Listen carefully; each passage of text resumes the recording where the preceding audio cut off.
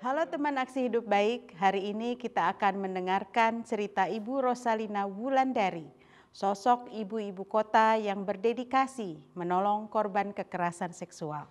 Sebelumnya mari kita simak video berikut ini. Kekerasan seksual adalah hal yang masih tabu dibicarakan di Indonesia. Sebagian besar korban memilih diam dan tidak melaporkannya. Fenomena kekerasan seksual berbasis gender nyatanya terjadi di sekitar kita.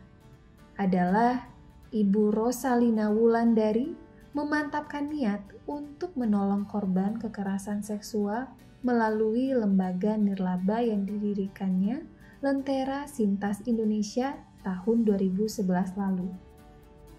Lembaga ini bergerak di bidang pendampingan psikososial bagi para penyintas kekerasan seksual. Selain itu, Lentera Sintas Indonesia juga aktif memberikan edukasi kepada masyarakat untuk meningkatkan pemahaman seputar kekerasan berbasis gender di Indonesia. Kami berdiri di atas 3 pilar. Pilar pertama adalah edukasi, pilar kedua adalah advokasi, dan pilar ketiga adalah pemulihan. Saya mengenal dia sebagai sosok perempuan yang sangat berani dan konsisten memperjuangkan kebenaran untuk kenyamanan untuk wanita yang mendapatkan pelecehan atau kekerasan dalam rumah tangga. Dan itu dia konsisten sejak tahun 2011. Kondisi pandemi tidak menghalangi Ibu Wulan dan lembaganya untuk memberikan edukasi secara daring. Di antara edukasi yang gencar diberikan adalah mengenai kekerasan seksual pada anak. Beliau mengedukasi dan memberi pelatihan kepada pengurus RT, RW, guru TK, guru mengaji agar mereka paham dan waspada terhadap pelecehan seksual yang sering menimpa anak-anak. Ibu Wulan berharap tak ada lagi korban dan masyarakat paham apa yang harus dilakukan saat mengetahui orang di sekitarnya menjadi korban.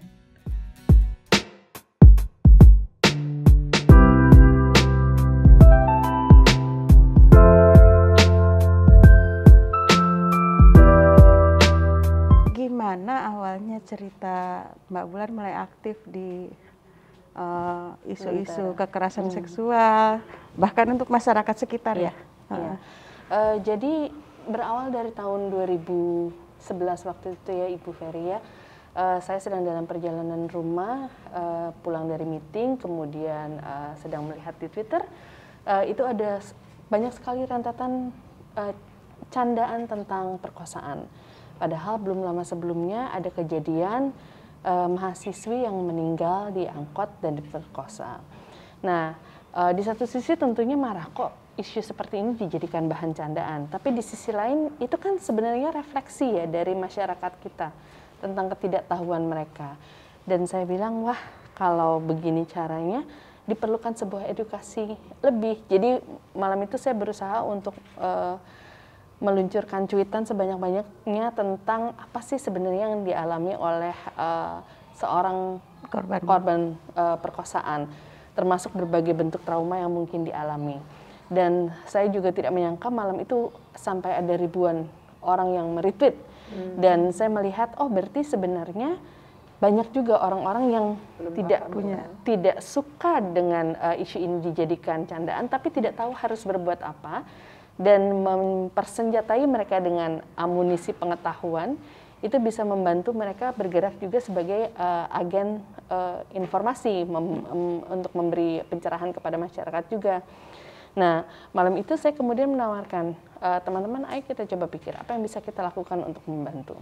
Dan ternyata dari sekian banyak yang menyalurkan direct message-nya ke saya, akhirnya kita terkumpul ada bertiga waktu itu ya, saya dengan Dr. Sofia Hahe, seorang spesialis kesehatan olahraga, dan Driana Rini Handayani, seorang blogger. Kita memutuskan untuk memulai sebuah kelompok dukungan untuk korban penyintas atau penyintas kekerasan seksual.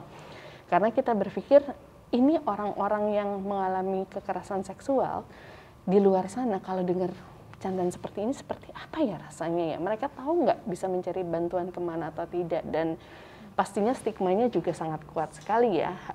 Kalau melapor dan sebagainya itu seringkali yang dituduhkan adalah, emang waktu itu pakai baju apa, kenapa malam-malam ada di luar rumah dan sebagainya. Pokoknya selalu ada alasan untuk menyalahkan si korbannya gitu. Jadi malam itu modal nekat kami memulai untuk bergerak mendirikan kelompok dukungan yang sampai alhamdulillah sampai hari ini masih berjalan, memang karena tujuan kami yang utama adalah berupaya untuk memberikan layanan psikososial kepada para penyintas kekerasan seksual yang terutama yang sudah tidak bisa lagi melakukan proses hukum tapi harus berhadapan sendiri dengan proses pemulihan traumanya gitu ya. Jadi banyak sekali yang datang ke kami itu rata-rata adalah orang-orang yang mengalami kekerasan seksual di masa kecilnya. Jadi baru bisa bercerita setelah belasan tahun kemudian. Itu pun juga kayak membuka Pandora box ya, begitu keluar itu mereka harus berhadapan lagi dengan berbagai fluktuasi emosi karena selama ini kan mereka ibarat luka ya, mereka tutup begitu aja, begitu dibuka lagi ternyata sudah gangren, wah kok serem sekali, tutup lagi, dan akhirnya begitu aja terus sampai istilahnya disfungsional, mengganggu kehidupan mereka. Servis utama kami itu adalah berupaya memberikan pendampingan psikososial tersebut karena kita percaya semua orang tahu kalau dicubit itu sakit, tetapi yang tahu seberapa sakitnya rasa dicubit adalah sesama penyintas. Oleh karena itu kita memberdayakan juga teman-teman penyintas yang udah datang sekian tahun untuk mulai mengambil alih tugas sebagai fasilitator. Karena terlepas dari saya sebagai salah satu pendiri juga adalah seorang psikolog, tapi saya maunya ini adalah sebuah program layanan yang sangat sederhana yang bisa diduplikasikan oleh siapapun dimanapun. Yang penting ini adalah ada sekelompok orang yang sama-sama ingin membantu, mendengarkan, dan menunjukkan kepada teman-teman penyintas kekerasan seksual di luar sana bahwa mereka tidak sendirian. Tadi kalau dibilang bahwa aktivitasnya sebenarnya sederhana dan bisa diduplikasi di mana saja, Mbak Wulan sendiri pakai lingkungan sekitar atau gimana? Jadi sejak Lentera Sintas Indonesia berdiri, saya juga selalu meluangkan waktu untuk memberikan edukasi kepada masyarakat sekitar. Mulai dari komunitas PKK, kemudian juga majelis taklim, kemudian di masjid kami, lingkungan kami itu juga ada TPQ dan TK. Nah, itu biasanya guru-gurunya, orang tuanya, kami berikan edukasi juga tentang isu-isu kekerasan seksual. Tentunya jalan masuknya berbeda-beda. Misalnya kalau untuk guru-guru TK atau orang tua yang masih punya balita, kita akan menanyakan sudah seberapa jauh anaknya atau cucunya atau siswanya sudah selesai dengan toilet training ya, misalnya.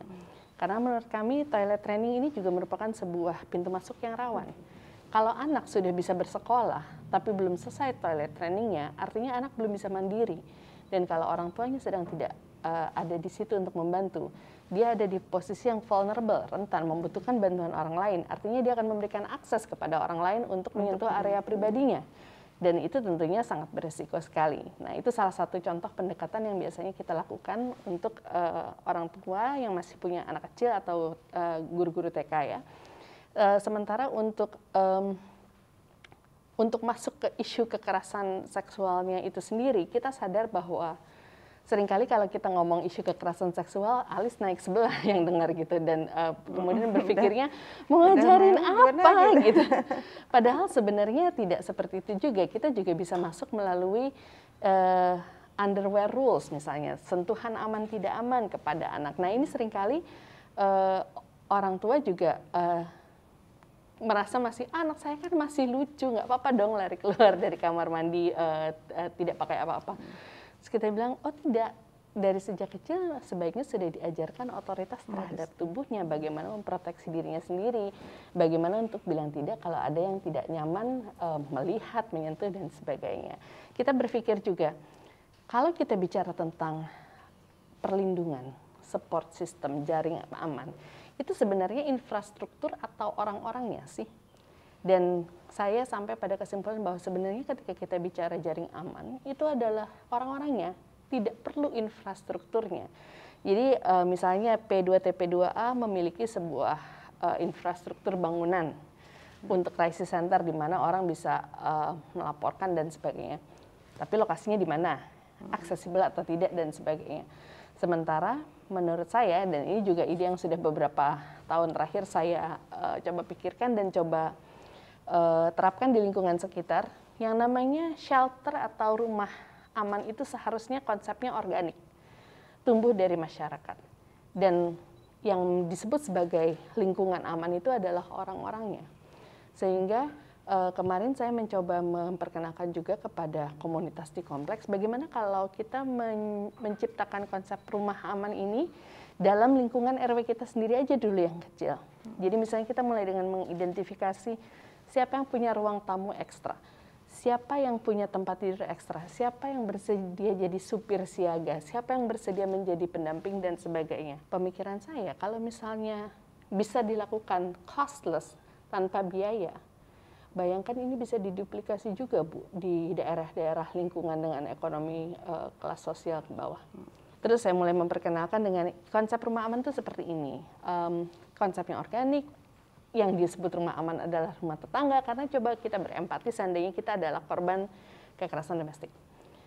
Akan lebih nyaman lari ke kantor polisi atau berlindung di rumah tetangga yang kita kenal baik.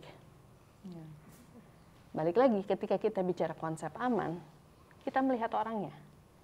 Memang tanpa menihilkan institusi hukum tentunya ya, bahwa mereka punya legitimasi untuk menjalankan hukum. Tetapi kalau kita bicara persepsi rasa aman, kan kita nggak bisa ngatur persepsi orang. Yang mereka rasa aman itu siapa? Kalau yang mereka rasa aman adalah tetangganya, minta ditemenin tetangganya untuk mendampingi lapor ke polisi.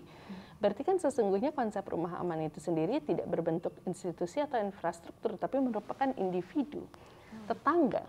Dan saya juga berpikirnya seandainya dia lari ke rumah tetangganya, meminta perlindungan tetangganya. Dan ntar kalau suaminya ngejar gitu ya, pelakunya mengejar masuk ke nerobos, itu istri saya, tapi kan dia sudah memasuki properti orang lain. Bukankah itu bisa ditindak sebagai pelanggaran hukum? Jadi menurut saya, dibandingkan kalau suaminya ngejar ke rumah sakit yang merupakan sebuah fasilitas publik di mana dia tidak bisa dilarang untuk menemui istrinya, berada di rumah tetangga seharusnya punya legitimasi secara hukum yang lebih tinggi bahwa kamu nggak boleh masuk loh. Istri kamu adalah tamu saya dalam perlindungan saya. Nah, selain itu juga kemarin saya sempat memberikan pelatihan kepada pengurus PIK RW 8 tentang hotline counseling. Kenapa hotline counseling? Karena kita tahu di luar sana mungkin orang tidak nyaman untuk bercerita secara terbuka tentang isu domestiknya. Tetapi butuh. Oleh karena itu yang bisa kita lakukan adalah kita memberikan informasi nomor handphone yang available untuk dihubungi. Di tahun 2016 kami melakukan sebuah survei nasional menjangkau 25.000 responden waktu itu. Kita menemukan bahwa beberapa alasan utama penyintas tidak mau melaporkan kekerasan seksual yang dialaminya kepada polisi adalah karena takut malu dan takut disalahkan. Kalau takut malu kan malu sama kita berarti ya. Kalau takut disalahkan kan berarti takut disalahkan oleh kita. Jangan-jangan memang kita yang mesti berubah. Harus dirubahnya sebetulnya orang sekitarnya. Gitu betul ya. Sekali, betul sekali Bu. Nah itu yang dikerjakan apa tuh untuk bisa kita mengedukasi masyarakat untuk ini? Ya, mungkin kalau ibu-ibu bisa lihat, ini ada. Oh ini buku Mbak. Iya, silahkan diambil salah satu kartunya ini. Ini adalah materi kampanye kami. Ada hashtag mulai bicara. Sengaja tidak kami cantumkan logo Lentera sama sekali, karena kami ingin ini menjadi milik siapapun.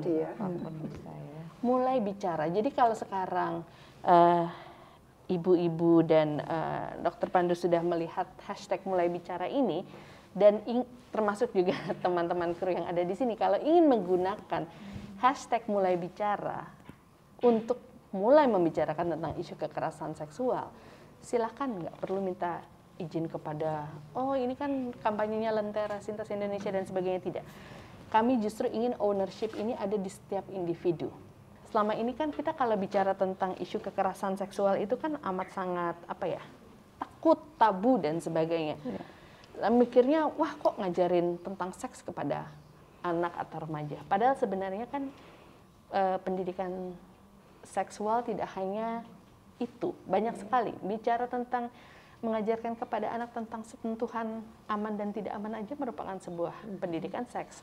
Memastikan anak kita masuk TK dalam keadaan sudah selesai toilet trainingnya adalah sebuah pendidikan seks. Memastikan mereka tahu bagian mana yang boleh terlihat dan bagian mana yang tidak boleh terlihat, bahwa mereka berhak bilang tidak ketika ada orang yang menyentuh di anggota tubuhnya tertentu adalah pendidikan seks. Jadi mencoba memperkenalkan pendidikan tentang seksualitas dari berbagai sisi yang selama ini orang pikir hanya tabunya aja. Yang sudah Mbak ajak untuk kolaborasi terkait dengan tadi edukasi tentang reproduksi secara dini, kira-kira ke siapa saja dan seberapa luas? Tahun 2016 waktu itu kami melakukan roadshow yang pertama ke 78 sekolah tingkat SMP, SMA, dan SMK. Cara kita masuk ke anak-anak SMP, SMA ini, kita lihat audiensnya. Ini anak ABG nih, baru mau mulai pacaran, istilahnya gitu ya. Baru mulai mengalami ketertarikan dengan lawan jenis dan mungkin baru mengalami relasi sosial, relasi intim mereka yang pertama dengan pacar misalnya. Yang perlu mereka, yang waktu itu kita perkenalkan ke mereka adalah hashtag tanya dulu dong. Karena kita ingin memperkenalkan kepada mereka, pacaran tuh bukan otomatis harus mau segala-galanya. Pacaran itu bisa jadi senang aja sama orangnya, bukan berarti mau dipeluk atau mau dicium, apalagi diajak berhubungan seks. Jadi anak-anak remaja ini kita ajarkan assertiveness. Untuk bisa asertif, untuk bisa bilang ke pacarnya mereka, tanya dulu dong, kok lu nggak nanya main tiba-tiba jemput gue di rumah, kan gue belum dapat izin dari bokap gue untuk nonton bareng, misalnya seperti itu. Karena mereka juga harus belajar tahu bahwa hanya karena mereka berada dalam sebuah relasi, dan kalau mereka ingin relasi itu sehat, tidak mengarah kepada segala bentuk aneka bentuk kekerasan, yang bisa mereka lakukan adalah mereka tahu apa yang menjadi hak mereka. Salah satunya adalah hak untuk bilang tidak ketika mereka merasa tidak nyaman. Apa bedanya kekerasan seksual sama pelecehan, Bu? Saya tuh lebih banyak mendengar pelecehan gitu. Betul. Daripada kekerasan. Betul. Memang kalau kami sendiri di Lentera Sintas Indonesia melihatnya itu sebagai spektrum sih, Dok. Jadi balik lagi kalau dari persepsi dari perspektif psikologis, kita di Lentera Sintas Indonesia tidak pernah bilang bahwa kamu kan cuma catcalling, nggak sampai diperkosa. Karena ketika kita bicara penghayatan terhadap persepsi, kan rasa malunya, rasa traumanya bisa jadi sama. Kalau kekerasan seksual itu apakah harus sampai pemerkosaan? Enggak juga, Dok. Makanya itu tahun 2019 yang survei yang kita luncurkan adalah bentuk-bentuk pelecehan seksual di muka publik. Di ruang publik. Ya, karena coba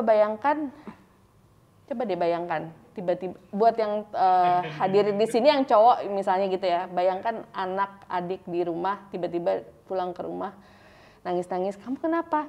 Tadi lagi nunggu bus terus payudara saya diremas sama orang asing. Terus orangnya kabur. Sementara si marahnya belum keluar. Marahnya belum keluar, Orangnya udah nggak ada. Orangnya udah nggak ada. Terus ini mau marah sama siapa? Gitu mau ya. lapor polisi? Emang bisa? Nggak bisa. Mau Nggak ada visum? bukti. Mana buktinya? Iya kalau ada memar. Tapi terus apa? Marah ini mau diapain? Gitu kan? Saya sudah terlanjur merasa terhina, dilihat orang, ditertawakan dan sebagainya. Saya merasa rumah saya ini kayak dirampok gitu ya. Dan saya nggak bisa marah karena saya bahkan nggak tahu mau marahnya ke siapa. Nah itu yang saya tertarik dengan kalimat pertama dari Mbak Wulan itu tentang bahwa rasa aman itu sebetulnya ada di orang-orang sekitar kita. Ya. Nah bagaimana caranya yang bisa kita kerjakan?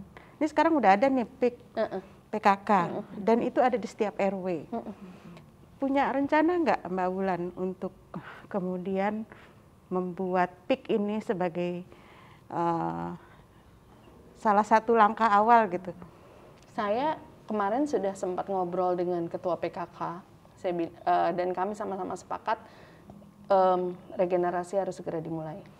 Kita harus segera mulai merekrut anak-anak remaja yang sekarang ini di bangku SMA, di bangku kuliah, untuk mulai dilatih sebagai konselor sebaya. Syukur-syukur nanti mereka ada yang mau volunteer untuk bantu jawab hotline, syukur-syukur ada yang mau volunteer jadi supir siaga dan sebagainya.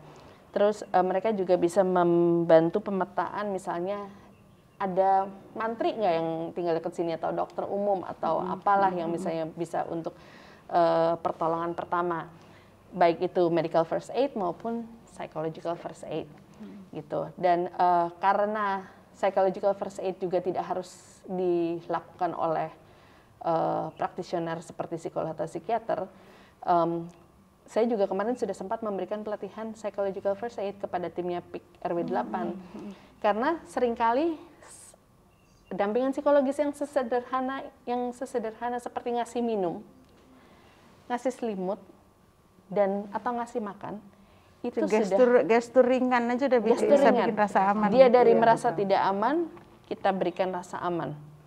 Tujuannya psychological first aid kan itu, untuk memberikan pertolongan psikologis pertama. Kalau kemudian butuh treatment, butuh ini dan sebagainya, ya itu nanti. Tapi kita bicara fase krisis yang paling pertama, fase shock. Yang tentunya masing-masing korban atau penyintas pemulihannya bisa beda-beda. Nah, fase shock ini bisa berapa lama? Ya nggak tahu. Bisa beberapa jam, bisa beberapa hari, bisa beberapa minggu.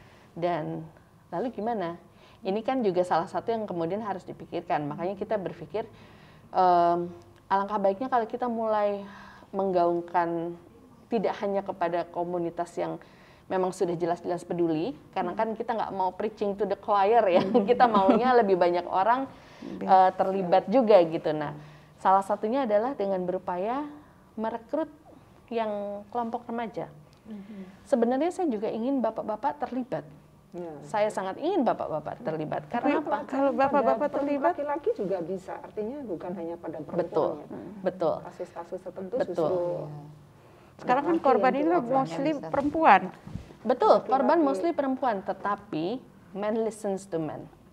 Secara budaya mau tidak mau kita harus mengakui cowok dengerin cowok. Jadi alangkah baiknya kalau para pria-pria ini juga menjadi rekan kita. Sudah ada on the same page, sudah bisa menyampaikan pesan yang sama juga. Jadi kalau misalnya alangkah kerennya kalau bayangin anak kita yang masih SMP gitu ya, ngelihat temennya bercandain sil-silin teman ceweknya, terus dia bisa bilang, ngapain sih kalau mau kenalan aja dong yang gentle, jangan malu-maluin. Keren banget kan? Maksudnya dia bisa mengenali itu sebagai sebuah bentuk pelecehan, dan dia bisa bilang ke temannya, lu nggak keren bro.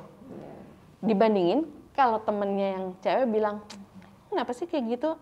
Lebay. Emang lo nggak ngerasa dipuji apa kalau didemenin sama cowok? Perspektifnya beda. Strategi Mbak Wulan gini, tadi disampaikan bahwa kalau Komnas Perempuan kan memang sudah terlapor.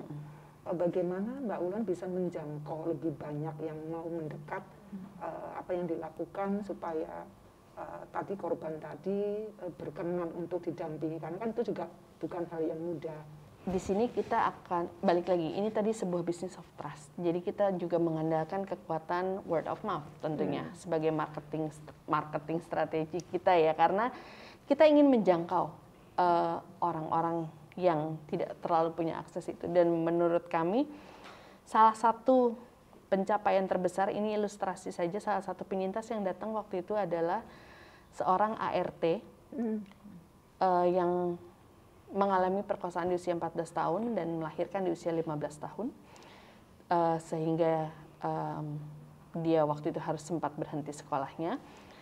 Untungnya dia memiliki sebuah sebuah keluarga yang sangat suportif. Jadi anaknya diambil alih oleh orang tuanya, dan orang tuanya bilang, kamu teruskan kehidupanmu. Pada waktu dia datang ke Lentera, program pemulihan Lentera, dia sedang mengambil kejar paket B. Dan saya tanya, setelah ini mau apa? Kejar paket C dong Bu, saya kan mau jadi entrepreneur, saya mau jadi pengusaha, saya nggak mau jadi ART selamanya. Kamu tahu tentang Lentera dari mana? Dari majikan saya. Dari majikannya? Dari majikannya. Dan abis itu sama majikannya saya diajarin install Instagram, saya diajarkan untuk follow Lentera Sintas Indonesia. Kami sadar bahwa semua korban juga pasti merasa, aduh aman nggak sih untuk datang, aman nggak sih. Jadi biasanya di pengumuman itu kita hanya bilang silahkan kontak ke email ini. Nanti dalam prosesnya ketika mereka mengirimkan email itu akan kita screening dengan beberapa pertanyaan. Dan kita juga biasanya minta mereka kalau tidak nyaman tidak perlu menggunakan nama asli. Siapa tahu masih ada yang sedang berproses hukum, kemudian perlu melindungi identitasnya karena mungkin bagian dari keluarga tertentu dan sebagainya gitu ya. Kita sangat memahami itu. Jadi mereka juga bisa datang dengan identitas yang tidak asli. Kita berusaha sekali untuk memastikan bahwa program ini tidak semuanya diperlakukan secara confidential, karena itulah cara kita untuk memastikan bahwa kami adalah menunjukkan ke mereka bahwa kami adalah komunitas yang aman. Kalau kita tidak bisa menyajikan itu, balik lagi, kekerasan seksual itu yang pertama kali dilanggar adalah kepercayaan. Karena mayoritas dari pelaku kekerasan seksual biasanya adalah orang yang dikenal dan memiliki akses kepada korban, terutama bila korbannya adalah anak-anak. Di masa pandemi ini gimana Bu dengan kegiatan Ibu, apa ada? Meningkat atau berdampak? Di awal pandemi sih secara global angka kekerasan domestik dan seksual meningkat. Kenapa? Karena orang baru pada mulai dirumahkan.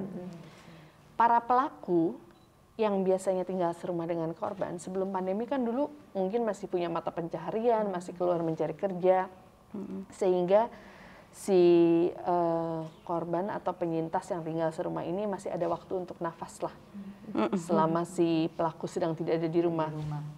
Dalam konteks pandemi semuanya dirumahkan.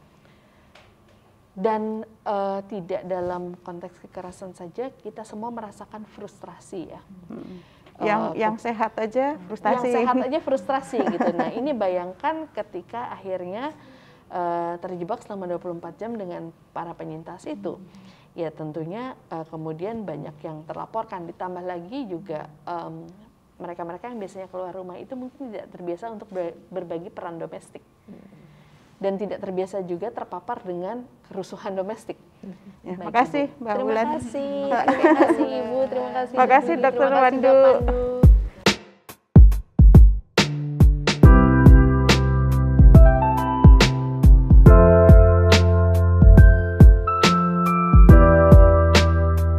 Teman Aksi Hidup Baik, ilmu yang kita miliki bisa lebih berdampak jika kita mau aktif dalam kegiatan kemasyarakatan, baik melalui PKK, Karang Taruna, atau kegiatan di lingkungan terdekat.